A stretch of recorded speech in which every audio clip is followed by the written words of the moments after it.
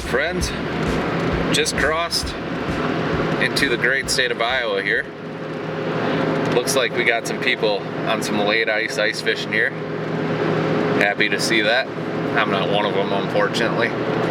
Instead, I got 4 preference points for Iowa this year. Got like 98% draw odds. Really looking forward to having an Iowa tag in my pocket this year. And we are gonna head over to some public land the next several weekends, including this weekend, obviously. And we're gonna do some scouting and shed hunt.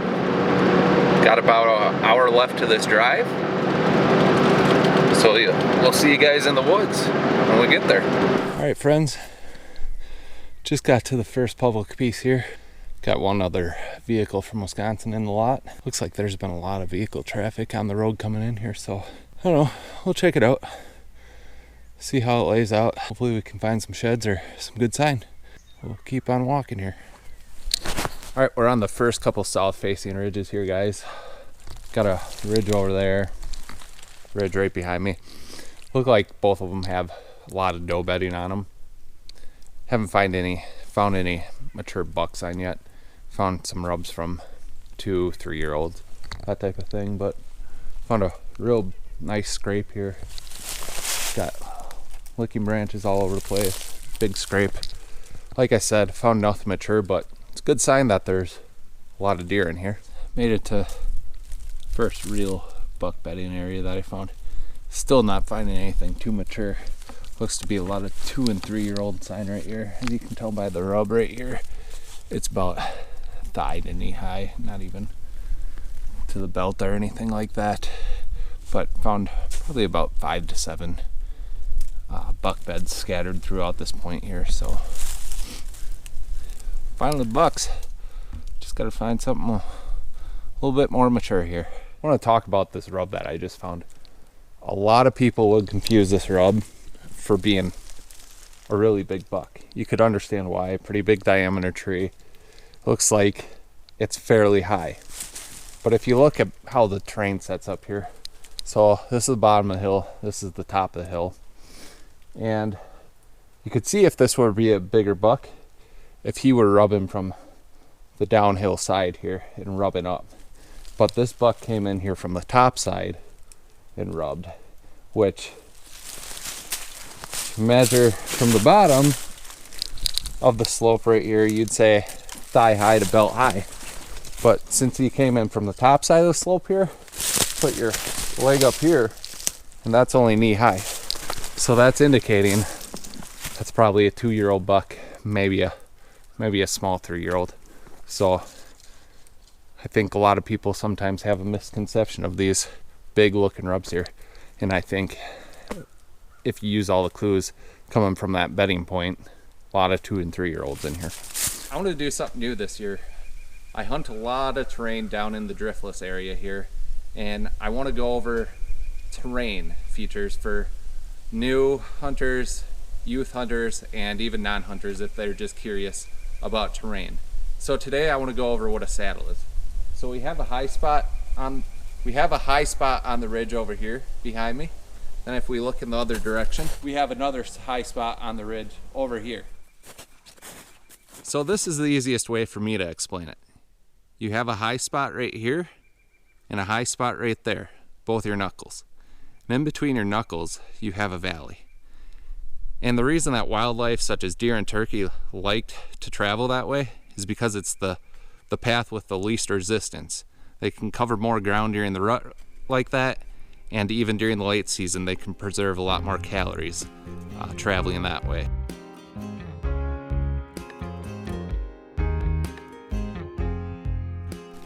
Alright guys, just made it up that steep cut there. It was pretty fun. But now I'm getting to one of the areas that looks best on this property. It's the most remote and it has the most diverse habitat, so it looks good from about 200 yards out. Let's get in there and check it out.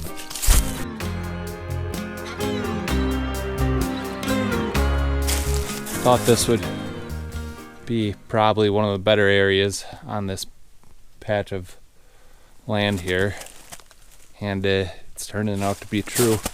Did some walking around, checked out the open timber first and came up in the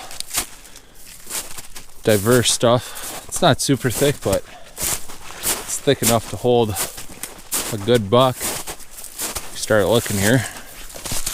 That's the type of rub we like to see. Been used, was used last year, year after year. That sucker, belt high. And if we keep on walking here, came over about 15 yards away from the other rub. Come over here, just gigantically tall rub. Yeah, that's definitely belt high. There's a bed right here, right next to that rub. And there's historical rubs in here mixed with rubs from last year. So we keep on walking here. I like to look up. There's not a lot of mast in here. There's some red oaks out there, but nothing heavy. There is an egg field behind me, but nothing like that would draw deer in here. And I'm noticing a mix of doe beds in here as well. So I'm thinking this is potentially rut bedding in here on a north or east wind. There's a big old rub right there. But we come over here. Here's the magnificent bed. Got historical rubs right there. And that's a big bed right there. Real big bed right here. You can look down into the valley, see if any human pressure or any other predators are coming. But another reason I really like this, there's a lot of horizontal cover in here, not so much vertical, so it's a good mix, like I said, of habitat in here. I'm looking behind me there, there's several more good rubs. So finally on this trunk found something good. All right, we'll keep on cruising along here. All right guys, made it to the second property. Super steep. It was fun getting up here, especially with the snow and ice, but managed to do it. But finding some good stuff so far. Found a surprise watering hole too. That'll set up real good for a south wind during the rut, because I got a little cut here and just funnels the deer right through here, and there's doe bedding in that direction. And on those warm south rut days, the bucks will be looking for water. Found me a spot here. Put on 9 miles today, and last hour find the first shed of the year. I'm getting ready to leave. I look down, it's right here. Woohoo! Heck yeah, man. Super awesome. Nothing big, but I don't care.